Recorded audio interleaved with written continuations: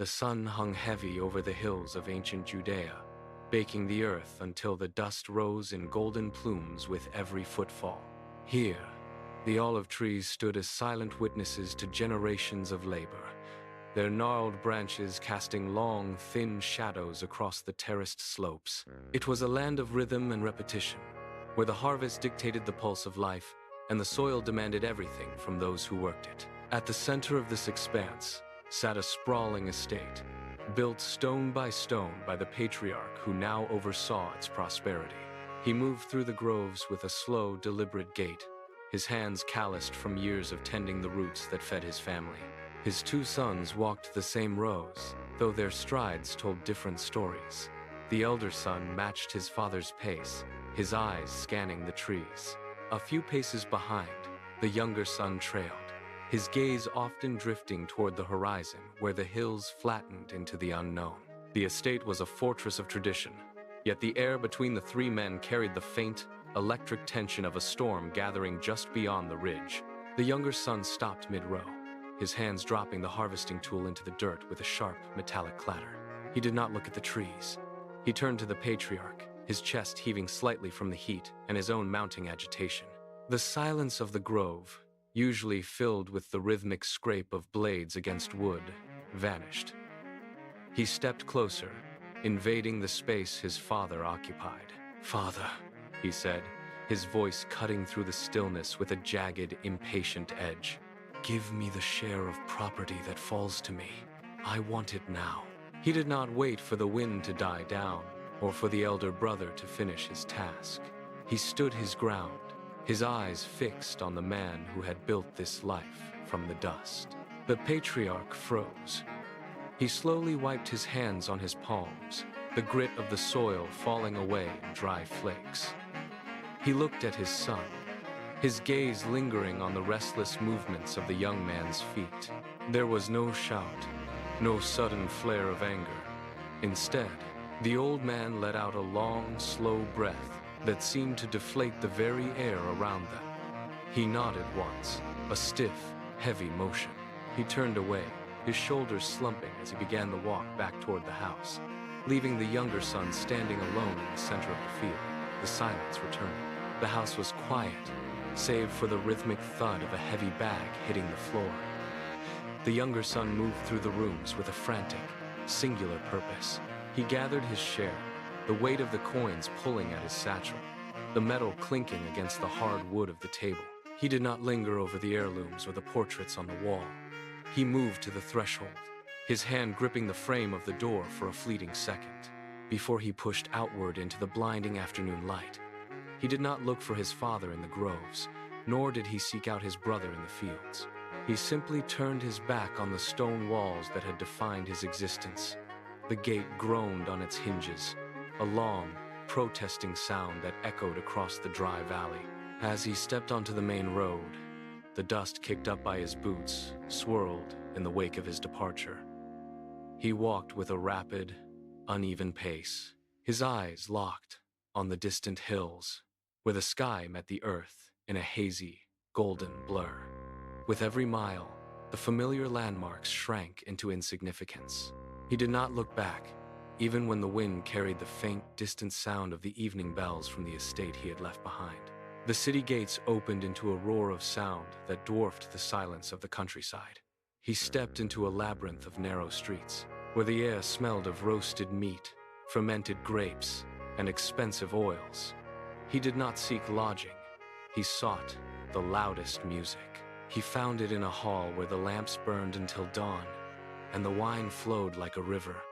He sat at the center of the longest table, his hands moving constantly, pouring drinks for strangers who laughed at his jokes and clapped him on the shoulder. He paid for everything with a careless flick of his wrist, watching his gold vanish into the palms of merchants and tavern keepers. The rhythm of his life shifted to the beat of drums and the clinking of goblets. He moved from one feast to the next, his days blurring into a single, unending night of excess. He bought the favor of companions who crowded around him, their voices rising in a chorus of false praise. He never checked his purse. He never looked at the sun. The weight of his inheritance was being traded for the fleeting heat of the moment. and with every coin spent, he felt the tether to his past snap further away. The change did not happen with a shout, but with a sudden, hollow silence. The grain ships stopped arriving at the harbor. The markets, once overflowing with produce, stood with empty stalls and dust-covered tables. The famine moved through the city like a slow, freezing wind. In the hall where the music had never ceased, the instruments went quiet. The son reached for his purse, his fingers brushing against the empty leather, but the merchant who had once bowed to him simply turned his back. The wine was gone. The roasted meat was replaced by the smell of dry earth and stagnant air. He looked to his left and right, searching for the faces that had crowded his table only days before, but the benches were bare. His companions had vanished into the shadows, seeking their own survival. He stood in the center of the hall, the silence pressing against his ears. He walked to the door and pushed it open, stepping out into a street, where people moved with hunched shoulders and hollow eyes. He checked his pockets one last time, pulling out a single, dull coin that would not buy a handful of grain. The reality of his situation settled into his bones. He was no longer the center of a golden circle. He was a ghost in a city that had forgotten his name. He wandered past the city walls, his feet dragging through the dry, cracked earth. The hunger was no longer a hollow ache. It was a physical weight that pulled at his ribs and blurred his vision. He approached a local citizen, a man with hard eyes and a voice like grinding stone, and offered his labor for a handful of grain. The man looked him over, saw the desperation in his stance, and pointed toward a muddy, foul-smelling enclosure on the edge of the property. He was to tend the pigs. The stench of the pen hit him first, a thick, suffocating wall of rot and damp soil. He waded into the mire, his boots sinking into the muck.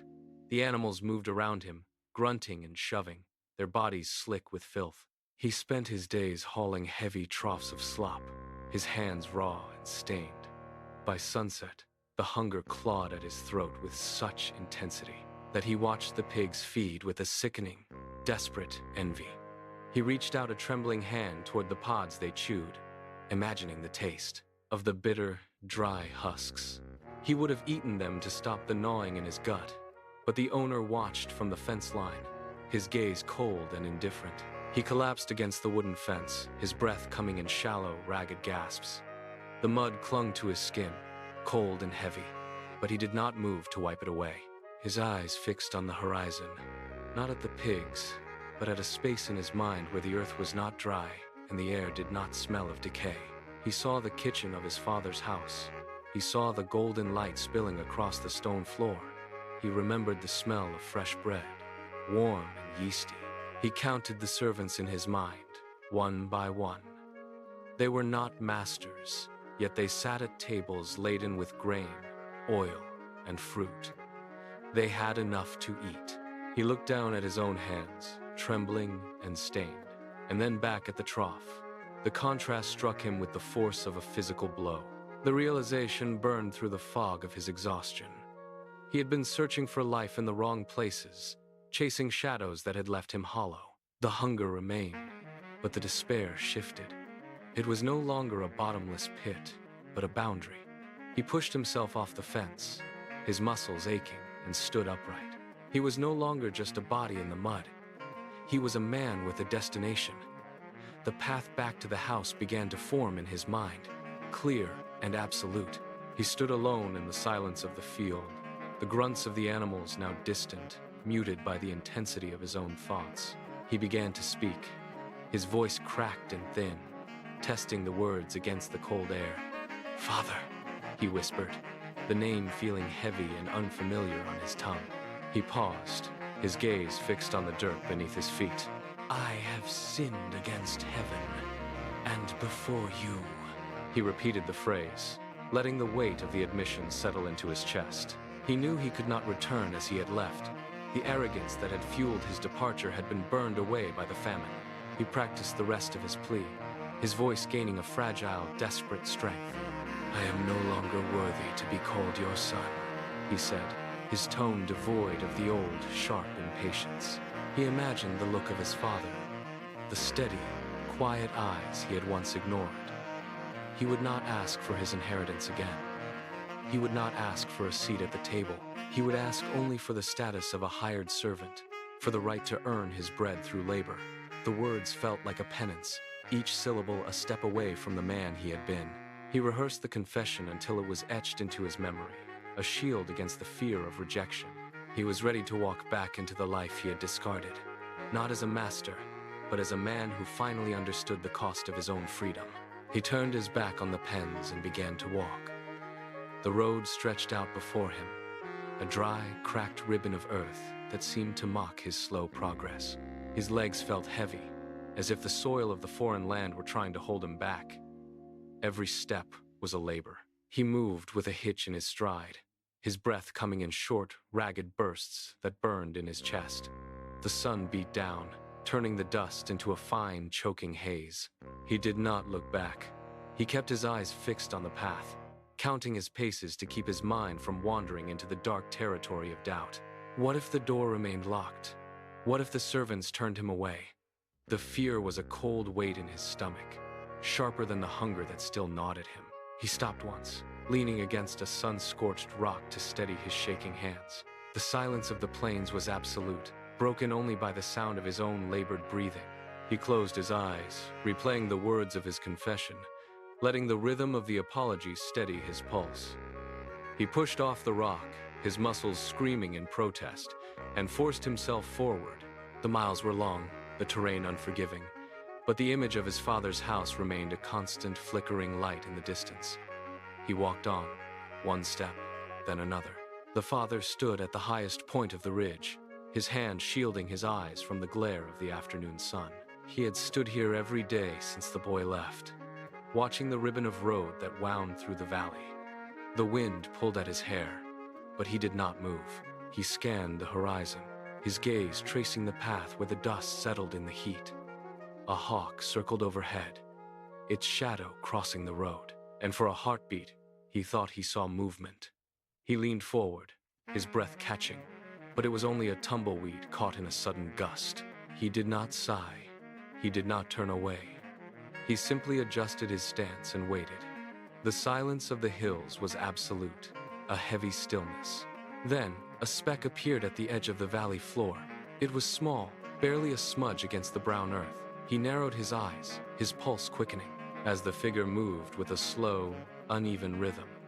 It was not the steady gait of a traveler. It was a stumble. The father took a step forward. He knew that walk.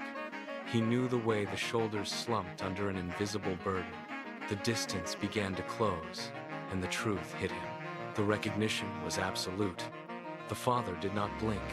He did not look back at the house or wait for the servants to confirm his sight. He simply let go of the fence post and moved. The first step was hesitant, a testing of the ground, but the second was a stride that carried him off the ridge. He did not walk. He ran. His feet hammered against the hard-packed earth, kicking up small clouds of red dust that hung in the air behind him. He ignored the uneven terrain, the loose stones that skittered under his weight, and the steepness of the slope. His breath came in sharp, rhythmic gasps. He was a man possessed by a singular, overwhelming force. He pushed his body forward, arms pumping, eyes locked on the distant, stumbling figure. He felt nothing but the ground beneath him and the narrowing gap between them. The wind rushed past his ears, a low roar that drowned out the distant sounds.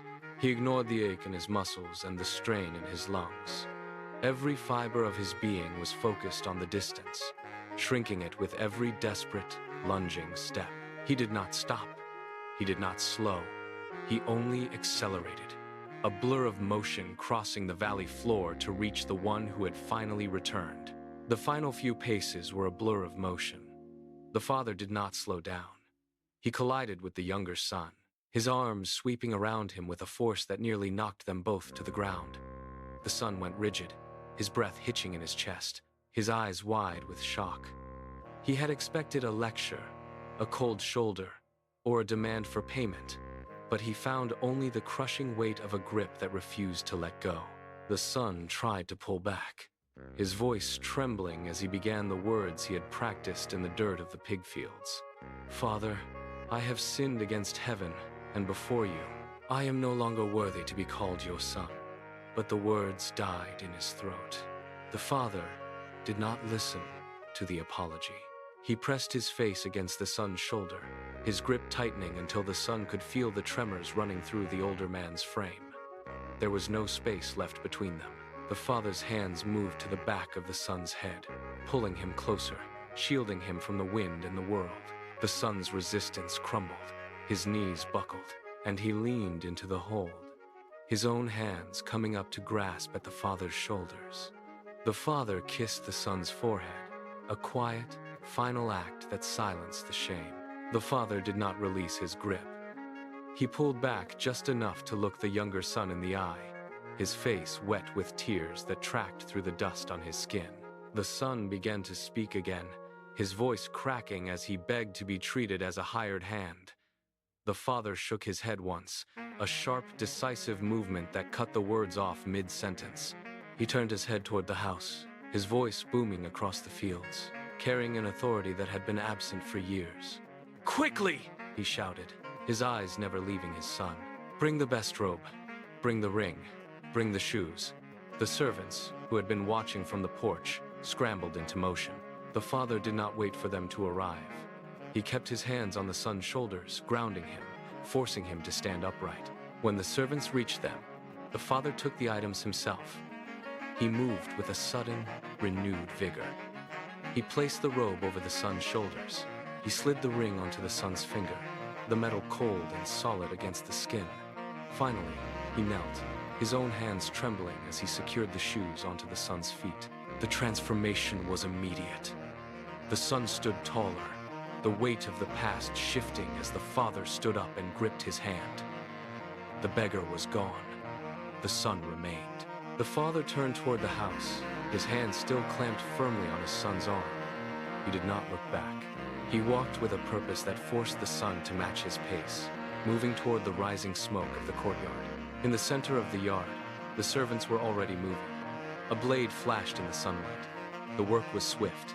The fattened calf was prepared, the scent of the fire beginning to drift across the grounds, mixing with the sharp, metallic tang of the earth. The son stopped, his gaze fixed on the activity, his hands trembling as the reality of the moment took hold. The father pushed him forward, through the heavy wooden doors, and into the main hall. The transition was jarring. Servants rushed past them, carrying platters and jugs. Someone struck a drum. A flute began a high, piercing melody. The father stepped to the center of the floor, raised his arms, and the music swelled to a roar. The celebration had begun. The elder son walked the final stretch of the path, his shoulders aching from the long hours of labor in the heat.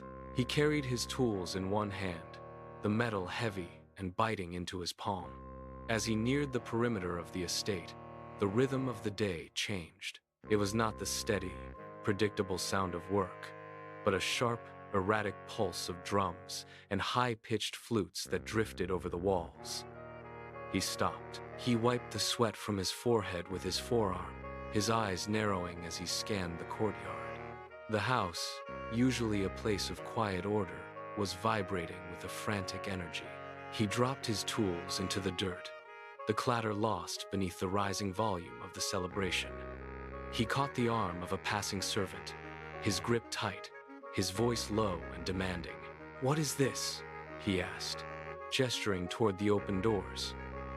The servant stopped, his face flushed with excitement, and pointed toward the hall. "Your brother has returned," the man said, his voice breathless. "Your father has killed the fattened calf, for he has received him back safe and sound." The elder son did not move. The news hit him like a physical blow, his jaw tightening until the muscles stood out. The music now felt like a personal affront. The servant stepped back, his smile faltering as the elder son shoved him aside. The music from within the hall spilled out into the courtyard, a taunting, rhythmic pulse that made the elder son's skin crawl. He turned his back on the open doors, his boots digging into the dry earth as he paced away from the light. When the father appeared in the doorway, his face illuminated by the warm glow of the torches, the elder son did not soften. The father's hand reached out, but the son recoiled, his movements sharp and defensive. "Look," he snapped, his voice cutting through the distant laughter. "These many years I have served you. I have worked the fields until my hands bled, and I never disobeyed a single command you gave." He gestured violently toward the house, his face twisted in a mask of cold, hard resentment. "But when this son of yours returns, the one who devoured your property, you kill the fattened calf for him?" The accusation hung in the air, heavy and suffocating, as he glared at his father, his chest heaving with the force of his long-buried rage. The father did not flinch. He stood in the dust, his face marked by the weight of the years, watching his elder son with a gaze that held no judgment, only a deep, quiet sorrow. The music from the hall continued, a rhythmic pulse that seemed to mock the silence between them. The father took a slow, deliberate step forward, closing the distance the son had tried to create. He reached out, his hand calloused and steady, and gently took the elder son's hand. The son stiffened, his muscles locking, but he did not pull away. The father's grip was firm, a grounding anchor in the middle of the son's storm of resentment. He waited until the son's breathing slowed, until the sharp, jagged edge of the accusation began to dull. When he finally spoke, his voice was not loud, but it carried a weight that silenced the distant sounds of the feast. "Son," he began, his tone low and even, "you are always with me. Everything I have is yours. You have never been forgotten, and your labor has never been in vain." But it was fitting to celebrate and be glad. This brother of yours was dead, and is alive again. He was lost, and now he is found. The elder son looked down at their joined hands. The father's grip remained steady, a silent anchor against the storm of the son's pride. Slowly, the tension in the elder son's shoulders began to dissipate, the rigid line of his jaw softening as he stared at the dust between their boots. The father released his hand and gestured toward the vast, dark expanse of the fields beyond the house. "Everything I have is yours," the father repeated, his voice firm and devoid of any rebuke. "Your place here has never been in question. Your work, your loyalty, your presence, they are the foundation of this home." He took a step back, giving the son space to breathe. But grace is not a limited resource. To celebrate his return is not to subtract from your share, but to recognize that the family is whole again. The elder son turned his head, looking from the illuminated doorway of the hall back to the quiet, familiar rows of the vineyard. The music from inside drifted out, no longer a taunt, but a backdrop to the silence of the night. He stood still, the weight of the father's words pressing against the bitterness that had defined his evening. He did not move toward the house, nor did he turn away. He simply stood, the truth of the father's love hanging in the cool night air. The elder son looked at the doorway, then back at the father. He exhaled, a long, slow breath that seemed to carry away the final remnants of his anger. He stepped forward, crossing the threshold from the dark yard into the warm, flickering light of the hall. The father followed, his pace steady, his hand resting briefly on the son's shoulder. Inside, the music swelled, a vibrant, living sound that filled the rafters. Outside, the sun finally dipped below the jagged line of the hills, casting long, deep shadows across the olive groves. The dust of the day settled into the cooling earth. The wind died down, leaving the branches of the ancient trees perfectly still. In the quiet that followed, the land itself seemed to hold its breath. The conflict that had fractured the household had dissolved, replaced by a fragile, hard-won unity. The golden light faded into a deep, soft violet, and the house stood as a single glowing point of warmth. Everything that had been broken was now held together, not by perfection, but by the simple, enduring act of coming home.